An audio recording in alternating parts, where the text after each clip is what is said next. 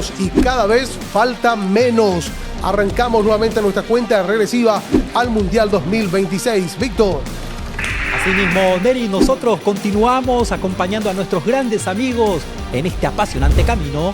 Retrocedemos hasta el año 1994. En los Estados Unidos de América se organizaba una Copa del Mundo. Una inédita Copa del Mundo donde tuvo sus particularidades.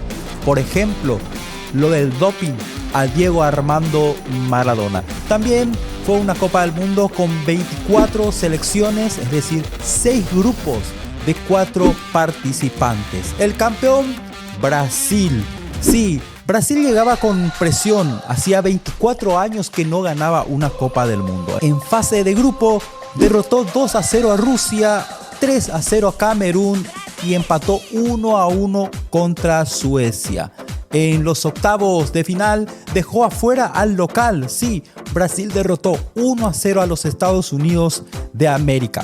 En cuartos, 3-2 a Países Bajos. Y en semifinal, por supuesto, Brasil lograba ganar 1-0 a Suecia con gol de Romario.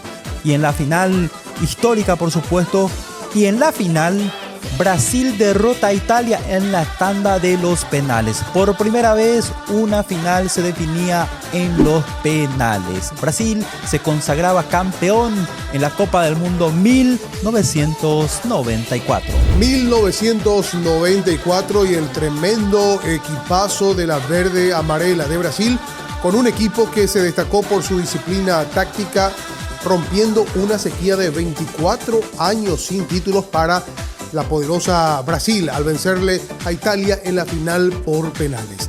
Pero la Brasil de 1994 en Estados Unidos fue una de las selecciones más criticadas de la historia por los planteamientos tácticos conservadores en aquel entonces por el DT Carlos Alberto Parreira. Aquel combinado estaba formado por un perfecto equilibrio entre artistas y obreros con nombres como los de Claudio Taffarel, Jorginho, Mauro Silva, Bebeto, Dunga, Sinho, Romario, entre otros, así como también Leonardo, Massinho, Viola, jugadores tremendos de la selección verde amarela. Su mayor arma fue la dupla formada por Bebeto y Romario, que en 23 encuentros jugando juntos a lo largo de su carrera no perdieron ni uno de ellos. 17 victorias y 6 empates.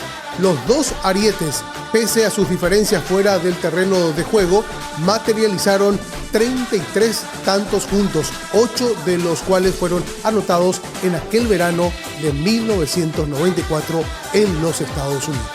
48 selecciones participarán en esta Copa del Mundo. Algo inédito. Generalmente o tradicionalmente 32 selecciones participan en una Copa del Mundo, pero en esta ocasión la FIFA decidió incluir a 48 selecciones. Una de ellas, Nueva Zelanda, integrante del Grupo G. Es una selección muy particular dentro del fútbol mundial. Generalmente no es una candidata, obviamente, a quedarse con una Copa del Mundo, pero es una selección muy potente, muy fuerte, al que le tenemos que tener mucho cuidado. Su apodo, Alt White, viene de Oceanía. Participó en mundiales de 1982, organizado en España. También estuvo en Sudáfrica 2010. Y te cuento un dato clave en ese mundial. Empató sus 3 partidos. Y uno se acuerda, obviamente, que estuvo en el grupo de Paraguay.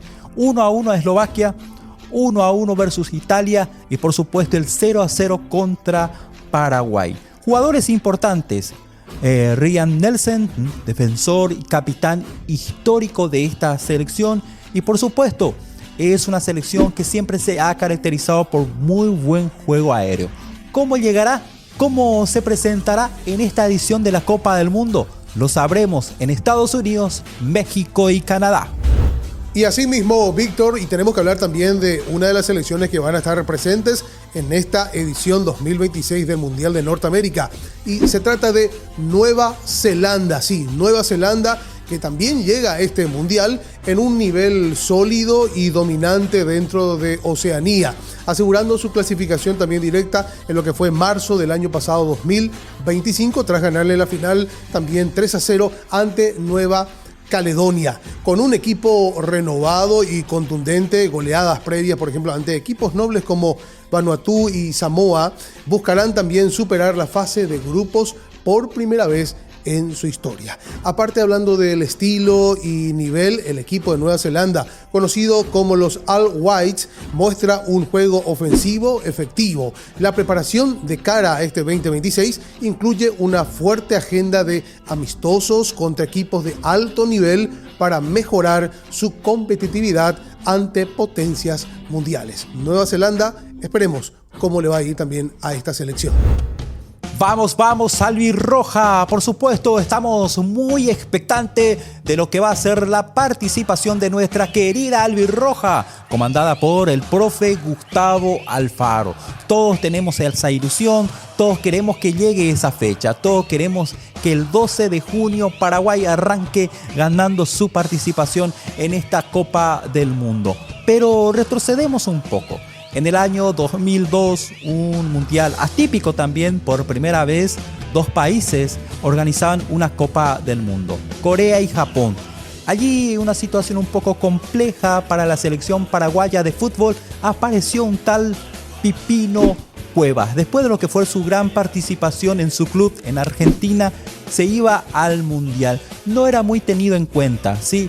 El entrenador italiano no le quería mucho, pero al fin le dio una pequeña oportunidad y marcó un golazo contra Eslovenia. Paraguay necesitaba sí o sí ganar y Pipino entra desde el banco y marca un gol clave que mantuvo la esperanza de nuestra querida albirroja. Definición espectacular a lo Pipino Cuevas, y algunos comentarios de Chiqui Arce, por ejemplo, porque Pipino entró en la cancha para jugar de lateral derecho, para que cubra esa zona, pero Chiqui Arce le dijo: andate arriba, allá te necesitamos, déjanos a nosotros defender. Y bueno, fue muy importante aquel comentario técnico y táctico, porque Pipino se acercó un poco más al área y allí fue que marcó este golazo.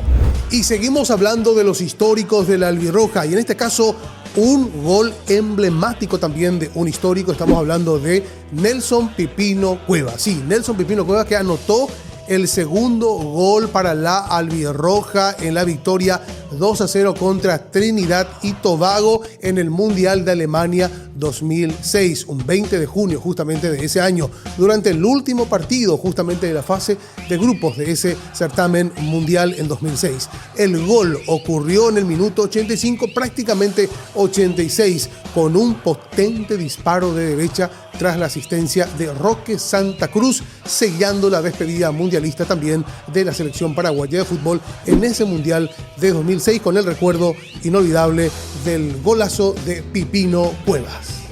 Bueno, y antes de despedirnos, te quiero dejar con este pensamiento. En el fútbol y en la vida no siempre ganan los grandes, los favoritos. A veces también los que empiezan con humildad, con trabajo, logran cosas muy importantes. Muchas gracias por acompañarnos en Camino al Mundial. Nos vamos, Neri. Asimismo, pero no se olviden de seguirnos en las redes sociales. Estamos como Mensajero Camino al Mundial 2026. Se vienen otros episodios increíbles. Nos vemos.